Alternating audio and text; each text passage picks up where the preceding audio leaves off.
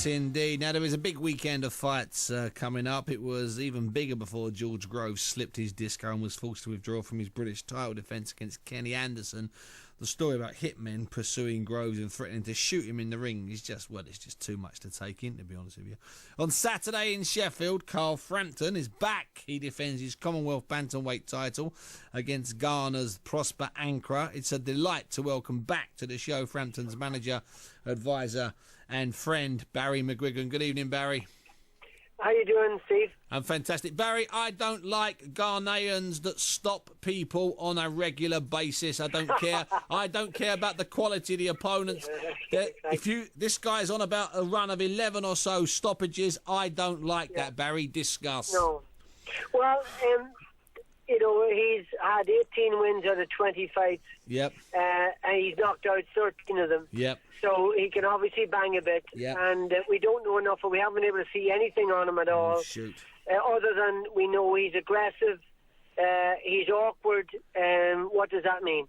So he's just going to have to take a couple of rounds to look at him and then figure him out, and then just, that's what it's about. You go into international amateur competitions without any knowledge of who you're fighting.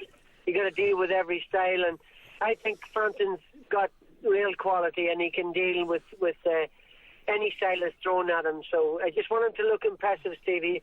I want him to carry on in this day and age of television, where the pressure's on, not fight. Just to win, not just to win, but to be impressive. Because this one stage, Scott Quigg looks more impressive. Next time, Frampton looks more impressive, and people's opinions sway back and forth. But this is the year for us. He's got to win. This is the end of his apprenticeship. He fights Saturday night. We hope to be out again in June in a big fight, one of the big three, which is Monroe, Quigg, or Martinez. So we really want these fights. I'm sick to death talking about them. We really want them. What is wrong with these guys? Why won't they take us on?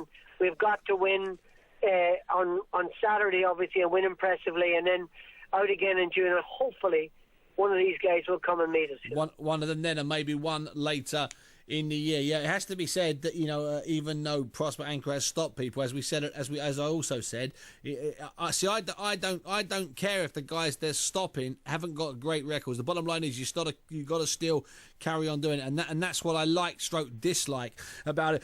More than that, is there a chance, Barry, that Frampton is perhaps looking too far ahead? Because the chat about Quigg, as you said. That's a fair question, Steve. And no, I don't think we're looking too far ahead. Right. We aren't looking beyond Saturday night. Great.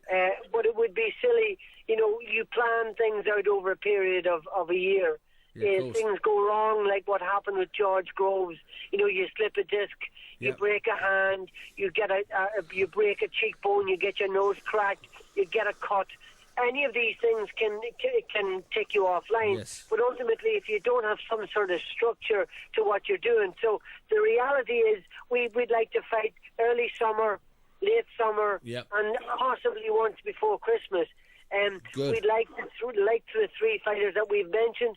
But again, we don't know if they're going to take the fights. We sincerely hope so. But ultimately, we aren't looking beyond Saturday night. We don't know enough about Prosper Ankrah. We know he's got 2 defeats.